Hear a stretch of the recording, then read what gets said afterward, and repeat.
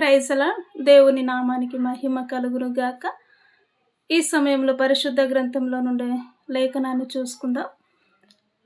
యోబు గ్రంథము 23వ అధ్యాయము 10వ వచనాన్ని గమనించినట్లయితే, యోబు గ్రంథము 23వ అధ్యాయము 10వ వచనం గమనించినట్లయితే, నేను నడుచు మార్గము ఆయనకు తెలియను, ఆయన నన్ను శోధించిన తర్వాత నేను సువర్ణము వలె కనపడుదును. ఈ యొక్క వాక్యాన్ని మనము గమనించినట్లయితే, భక్తుడైనటువంటి యోబు గారి జీవితంలో చూస్తే అనేకమైనటువంటి శ్రమలు, నిందలు, అవమానాలు, సమస్తాన్ని కోల్పోయిన వాడు యోబు గారిని మనం చూసినట్లయితే, పరిశుద్ధ గ్రంథంలో ఎవరైతే బహుగా శ్రమను పొందిన వ్యక్తి ఎవరైనా ఉన్నారు అంటే కేవలం యోబు భక్తుడు మాత్రమే. తన విశ్వాస జీవితంలో, తన ఆత్మీయ యాత్రలో అనేకమైనటువంటి శోధనలు లేక తన కుమారులు, కుమార్తెలు, తన ఆస్తులు, అంతస్తులు అన్నీ కూడా పోయినప్పటికీ కూడా యోబు భక్తుడు దేవుని యందు బహు నమ్మకమైనటువంటి వాని వలె, బహు విశ్వాసము కలిగిన వ్యక్తి వలె ఏ విధముగా జీవిస్తూ ఉంటున్నాడో మనము పరిశుద్ధ గ్రంథములో ఆయన మాటలను బట్టి మనం తెలుసుకోవచ్చు. చూద్దాం, మరొకసారి ఒక వచనాన్ని చదువుదాం. 10వ వచనం, నేను నడుచు మార్గము ఆయనకు తెలియను.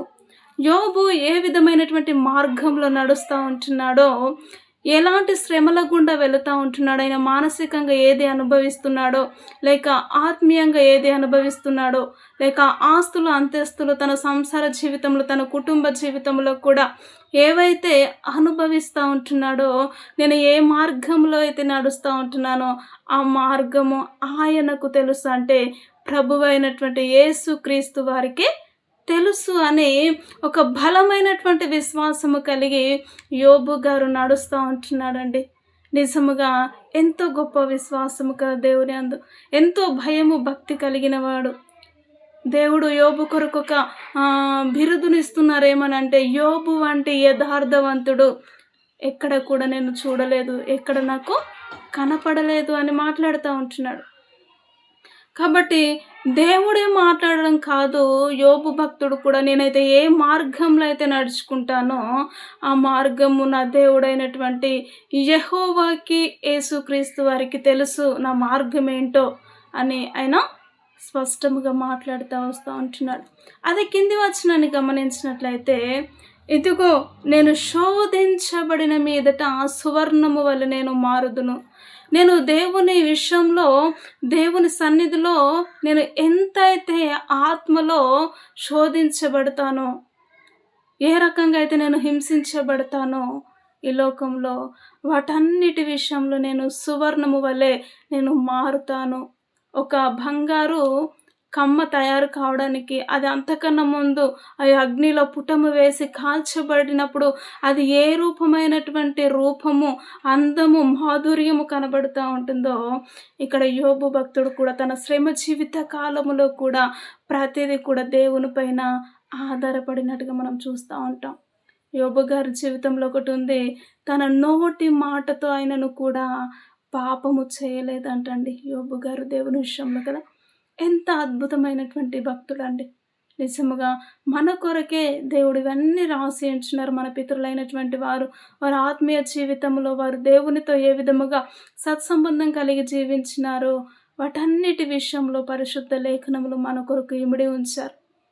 నిజముగా ఈరోజు నువ్వు మాట్లాడగలుగుతూ ఉంటున్నావా, నా మార్గములన్నీ యెహోవాకు తెలుసు, నేను ఈ లోకములో ఎంత శోధించబడతానో, ఎంతగా నేను అవమానపరచబడతానో, ఎంతగా నా ఆస్తులను, అంతస్తులను కోల్పోతానో, నేను సువర్ణము వలె నేను మారగలను, మారుతాను అని అట్టి విశ్వాసమును కలిగి ఉన్నావా?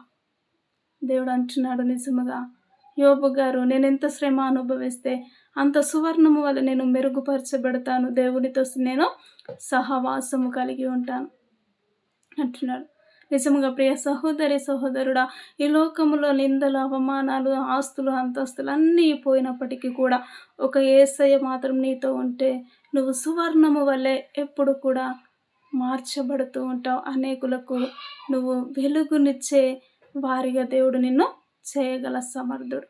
కాబట్టి యోబు భక్తుడు ఏ విధమైనటువంటి విశ్వాసాన్ని పెట్టుకున్నాడో మనము కూడా మనము నడిచే మార్గం అంతా ఆయనకు తెలుసు.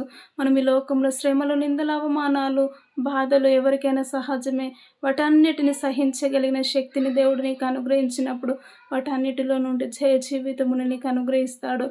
అవన్నీ నువ్వు ఎప్పుడైతే అనుభవిస్తావో సువర్ణము వలె నీ జీవితం మార్చబడుతుంది. అటు నమ్మకము, అటు విశ్వాసము నువ్వు కలిగి ఉన్నట్లయితే ప్రార్థన చేద్దాం. ప్రతి ఒక్కరమే ఏకీభవించినట్లయితే.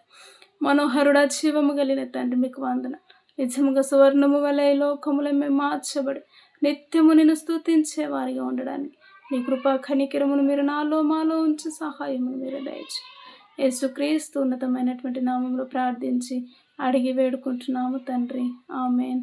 ఆమేన్. ప్రైజ్ ది లార్డ్ అందరికీ.